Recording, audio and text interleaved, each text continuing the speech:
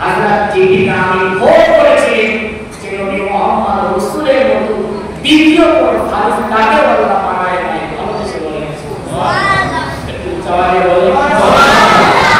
আল্লাহ তাআলা ওই সময়তে জিবরাইলকে জানাতে লাগে, ও আমার ফারিস্তা জিবরাইল, আমি আল্লাহ তাআলা এই আসমানটাকে বানালাম, আমি আল্লাহ তাআলা এই জমিনটাকে বানালাম, আমি আল্লাহ তাআলা চার সিগারাকে বানালাম, আমি আল্লাহ তাআলা মানুষকে কত সুন্দর করে বানালাম।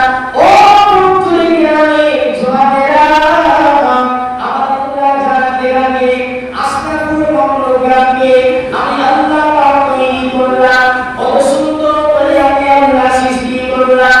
একটা মানুষের চোখটা কোন জায়গায় দিলে ভালো হতো, আমি আল্লাহ নিজের মতো করে ওই বান্দার চোখটা যেখানে রাখলে মানুষই হতো, বান্দার চোখটা সেখানে দিলাম।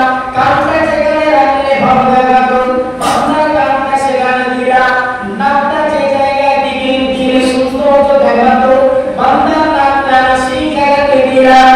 ও জোয়ানেরা, যুবকেরা, আমার আল্লাহ বলতে লাগে 18,000 মখলুকাতকে বানালাম, কিন্তু আমার বন্ধু হাবিব নবী মুহাম্মদ রাসূলের মতো আমি আল্লাহ দ্বিতীয় কোন সৃষ্টিকে বানাই না।